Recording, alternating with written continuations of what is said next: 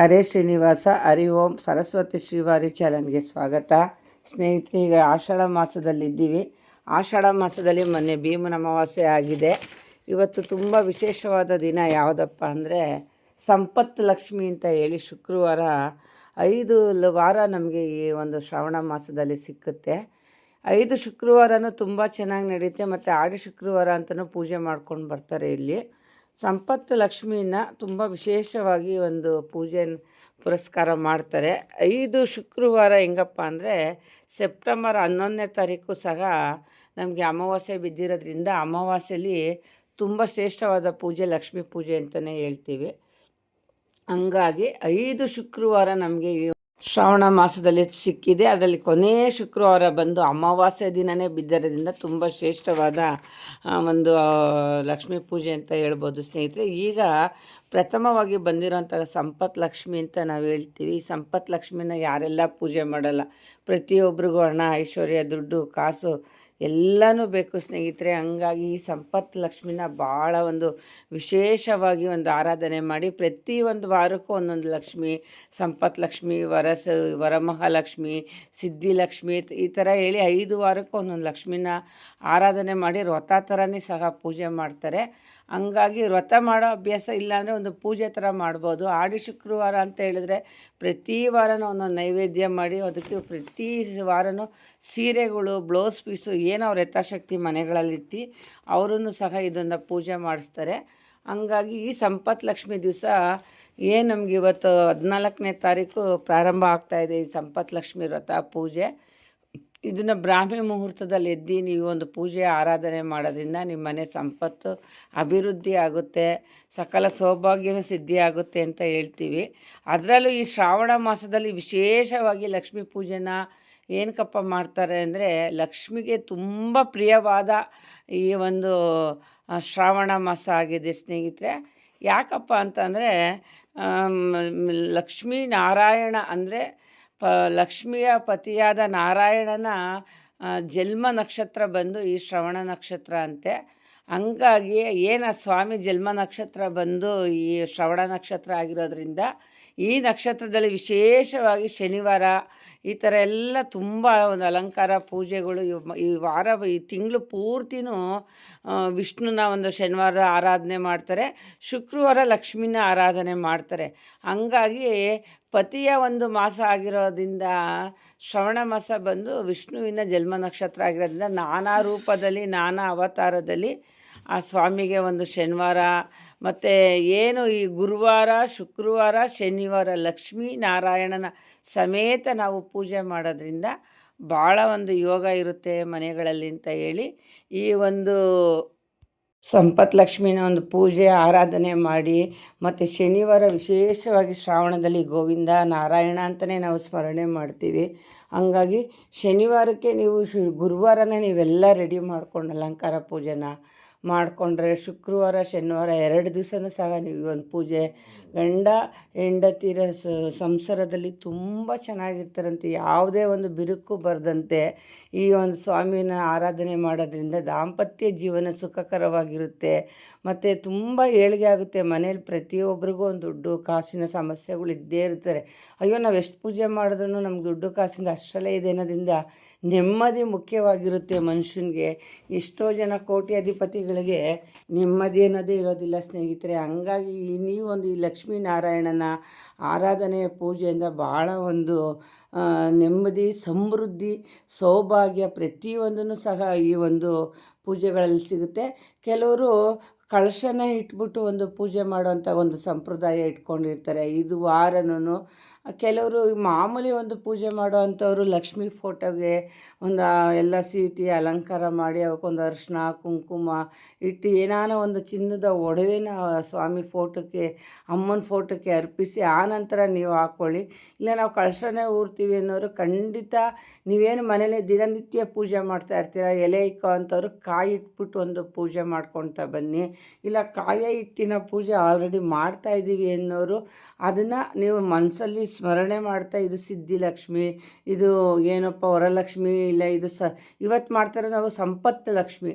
So ಹಂಗಾಗಿ ಇದು ಸಂಪತ್ತು ಲಕ್ಷ್ಮಿ ಅಂತ ಹೇಳಿ ಅದಕ್ಕೆ ಸ್ವಲ್ಪ ವಿಶೇಷವಾಗಿ ಒಂದು ಆಹ್ವಾನ ಮಾಡಿಕೊಂಡು ಅವಕ್ಕೆ ಗೆಜ್ಜೆ ವಸ್ತ್ರದಿಂದ ಹಿಡಿದು ಒಂದು ಚಿನ್ನದ ಒಡವೆನ ಏನಾನ ಅಮ್ಮನಿಗೆ ಒಂದು ಅರ್ಪಿಸಿ ಒಂದು ವಿಶೇಷವಾದಂತಹ ನೈವೇದ್ಯಗಳ್ನ ಮಾಡಿ ಒಂದು 5 ಜನ ಇಲ್ಲ ಒಂದು 9 ಜನ ಮುತ್ತೈದೆಯವ್ರನ್ನ ಮನೆಗೆ ಕರೆಸಿ ಒಂದು ಕುಂಕುಮ ಕೊಡೋದ್ರಿಂದ ಭಾಳ ಯೋಗ ಇರುತ್ತೆ ಸ್ನೇಹಿತೆ. ಅದು ನೀವು ಮನೇಲಿ ಯಾವ ಥರ ಮಾಡ್ಕೊಂಬಂದಿರ್ತೀರೋ ಆ ಥರ ಮಾಡ್ಕೊಂಬನ್ನಿ. ಇಲ್ಲ ನಾವು ಕಳಶನೇ ಇಕ್ಕಲ್ಲ ಹಂಗೆ ಪೂಜೆ ಮಾಡೋ ಅಂಥದ್ದು ಹೇಳೋದಾದರೆ ಖಂಡಿತ ನೀವು ಫೋಟೋ ಮುಂದೆ ನಿಮ್ಮ ಯಥಾಶಕ್ತಿ ನೀವು ಬೇಡಿಕೊಂಡು ಆ ಫೋಟೋಗೆ ನಿಮ್ಮಲ್ಲಿ ಏನಿದೆಯೋ ಅದನ್ನು ಸ್ವಾಮಿ ಮುಂದೆ ಒಂದು ಗೋಲ್ಡ್ ಇಟ್ಟರೆ ಸ್ವಲ್ಪ ಯೋಗ. ಯಾಕಂದರೆ ನಾವು ಧನ ಧಾನ್ಯ ಸಂಪತ್ತು ಎಲ್ಲ ಬೇಡ್ಕೊಳ್ಳೋದು ಆಗಿರೋದ್ರಿಂದ ಅಮ್ಮನಿಗೆ ಮುಟ್ಟಿಸಿ ನಾವು ಹಾಕ್ಕೋಬೇಕಂತೆ, ಹಂಗೆ ಬೀರಿಗೆ ತಿಡಬಾರ್ದು. ಅದನ್ನು ನಾವು ಮೈ ಮೇಲೆ ಹಾಕ್ಕೊಂಡು ಆನಂದ ಪಡಬೇಕು. ದೇವರು ಕೊಟ್ಟಿರೋದನ್ನು ದೇವ್ರ ಹತ್ರ ತೋರಿಸಿ ನಾವು ಹಾಕ್ಕೊಂಡ್ರೆ ನಮಗೆ ತುಂಬ ಒಂದು ಸಮೃದ್ಧಿ ಆಗೋವಂಥ ಯೋಗ ಇದೆ ಸ್ನೇಹಿತರೆ. ಹಂಗಾಗಿ ನೀವು ಒಂದು ಫೋಟೋಗೆ ಪೂಜೆ ಮಾಡಿ, ಇಲ್ಲ ಒಂದು ಕಳಶಕ್ಕೆ ಪೂಜೆ ಮಾಡಿ ಸಂಕಲ್ಪ ಮಾಡಿಕೊಂಡು ಏನು ವಿಷ್ಣು ಸಹಸ್ರನಾಮ, ಲಲಿತ ಸಹಸ್ರನಾಮ ಪ್ರತಿಯೊಂದು ಹೇಳ್ಬೇಕು. ಲಕ್ಷ್ಮಿಗೆ ಲಕ್ಷ್ಮೀನಾರಾಯಣ ಅಂದ್ರೇ ಪ್ರೀತಿ ಅಂತೆ, ಲಕ್ಷ್ಮೀ ಅನ್ನೋದಕ್ಕಿಂತನೂ. ಹಂಗಾಗಿ ಜೋಡಿ ಲಕ್ಷ್ಮೀನಾರಾಯಣ ಏನು ಪ್ರೀತಿಯಿಂದ ಗಂಡ ಹೆಂಡ್ತಿನ ಸ್ಮರಣೆ ಮಾಡ್ತೀವಿ, ಹಂಗಾಗಿ ಲಲಿತ ಸಹಸ್ರನಾಮ, ವಿಷ್ಣು ಸಹಸ್ರನಾಮ, ಲಕ್ಷ್ಮೀ ಅಷ್ಟೋತ್ತರ, ಕುಂಕುಮಾರ್ಚನೆ ಪ್ರತಿಯೊಂದು ನೀವು ಮನೇಲಿ ಮಾಡ್ತಾ ಬನ್ನಿ. ಅಭಿವೃದ್ಧಿ ಖಂಡಿತ ಆಗುತ್ತೆ. 5 ಶುಕ್ರವಾರ ನಮಗೆ ಈ ಒಂದು ಶ್ರಾವಣ ಮಾಸದಲ್ಲಿ ಸಿಕ್ಕಿದೆ. ಕಡೆ ಶ್ರಾವಣ ಬಂದು 11ನೇ ತಾರೀಕು ಅಮಾವಾಸ್ಯೆ ವಿಶೇಷವಾಗಿ ಬಿದ್ದಿರೋದ್ರಿಂದ ತುಂಬ ಪವರ್ಫುಲ್ಲಾಗಿದೆ. ಅದ್ರ ಬಗ್ಗೆ ನಾನು ನೆಕ್ಸ್ಟ್ ವಿಡಿಯೋ ಮಾಡ್ತೀನಿ ಸ್ನೇಹಿತರೆ. ಮತ್ತು ಏನೀಗ ವರಮಹಾಲಕ್ಷ್ಮಿ ಹಬ್ಬ ಬರ್ತಾ ಇದೆ, ಹಬ್ಬಕ್ಕೆ ಏನೆಲ್ಲ ರೆಡಿ ಮಾಡ್ಕೊತಿದ್ದೀರಾ, ಮತ್ತು ನಾನು ಏನೆಲ್ಲ ವಸ್ತುಗಳನ್ನ ಕಳಶಕ್ಕೆ ಹಾಕಬೇಕು ಅನ್ನೋದ್ರ ಬಗ್ಗೆ ಮೊನ್ನೆ ಒಂದು ವಿಡಿಯೋ ಮಾಡಿದ್ದೀನಿ. ತುಂಬ ಜನ ಕೇಳಿದ್ರು. ಮತ್ತು ಯಾವ ಟೈಮು ಮತ್ತು ಯಾವ ಕಲರ್ ಬಣ್ಣ ಹಾಕಬೇಕು ಅನ್ನೋ, ಸೀರೆ ಉಡಿಸ್ಬೇಕು ಅನ್ನೋದ್ರ ಬಗ್ಗೆನೂ ನಾನು ವಿಡಿಯೋ ರೆಡಿ ಮಾಡ್ತಾಯಿದ್ದೀನಿ ಸ್ನೇಹಿತರೆ. ತಪ್ಪದೆ ನೀವೆಲ್ಲರೂ ಈ ಒಂದು ವಿಷ್ಣು ಮಾಸ ನಾವೇನಂತ ಕರಿತೀವಿ, ನಾನಾ ರೀತಿಯಲ್ಲಿ ಆ ವಿಷ್ಣು ಪರಮಾತ್ಮ ಅವತಾರ ತಾಳ್ತಾ ಇದೆ. ಶಿವ, ನಾರಾಯಣ, ಗೋವಿಂದ ಅಂತೆಲ್ಲ ನಾವು ಕರಿತೀವಿ. ಹಂಗಾಗಿ ಶನಿವಾರ ಪ್ರತಿಯೊಬ್ಬರು ನಾಳೆ ಬರೋವಂಥ ಶನಿವಾರ ಒಂದು ಗೋವಿಂದನ, ನಾರಾಯಣನ, ವಿಷ್ಣು ನರಸಿಂಹನ ದೇವಸ್ಥಾನಗಳಿಗೆಲ್ಲ ನೀವು ಹೋಗ್ಬಿಟ್ಟು ಬನ್ನಿ. ಮತ್ತು ವಿಶೇಷವಾಗಿ ಇವತ್ತು ಅವ್ರವ್ರ ಮನೆಗಳಲ್ಲಿ ತುಪ್ಪದ ದೀಪ ಹಚ್ಚಿ ನೀವು ಪೂಜೆ ಮಾಡಬೇಕು. ಇಲ್ಲ ಮಣ್ಣಿನಿಂದ ದೀಪ ಹಚ್ಬಿಟ್ಟು ಪೂಜೆ ಮಾಡಬೇಕು. ನೀವು ಮಣ್ಣಿಂದನ ಹಚ್ಚಿ ಬೆಳ್ಳಿದನ ಹಚ್ಚಿ ತುಪ್ಪ ಮಾತ್ರ ನೀವು ಖಂಡಿತ ಹಾಕಲೇಬೇಕು. ಯಾಕಂದರೆ ಇವತ್ತು ಸಂಪತ್ತು ಕೊಡುವಂಥ ಲಕ್ಷ್ಮೀ ಪೂಜೆ ನಾವು ಮಾಡ್ತಾಯಿದ್ದೀವಿ.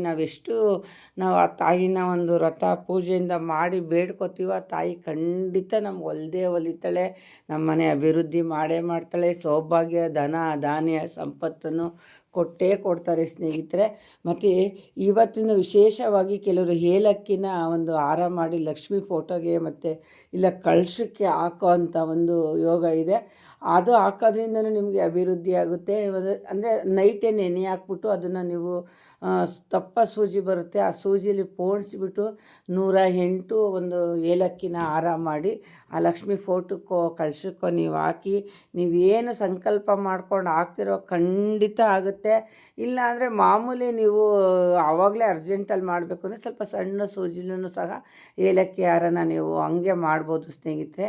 ಈ ಎಲ್ಲ ಒಂದು ಥರದ ಒಂದು ಪೂಜೆ ನಿಯಮಗಳನ್ನ ಮಾಡ್ಕೊಳ್ಳೋದ್ರಿಂದ ನಿಮ್ಗೆ ಅಭಿವೃದ್ಧಿ ಆಗುತ್ತೆ. ಏಲಕ್ಕಿ ಅಂದರೆ ಲಕ್ಕಿ ಅಂದರೆ ನೋಡಿ ನಮಗೆ ಕೋಟಿ ಲಕ್ಷಕ್ಕೆ ಸಮಾನ ಅಂತೆ. ಏಲಕ್ಕಿ ತುಂಬ ಪವರ್ಫುಲ್ ಇರುತ್ತೆ. ಒಂದು ಪರ್ಸಲ್ಲಿ ಆಗ್ಬೋದು, ಒಂದು ಡ್ರಾಯರಲ್ಲಿ ಪ್ರತಿಯೊಂದರಲ್ಲೂ ನಾವು ಏಲಕ್ಕಿನ ಮಡಿಕೋತೀವಿ ಸ್ನೇಹಿತರೆ.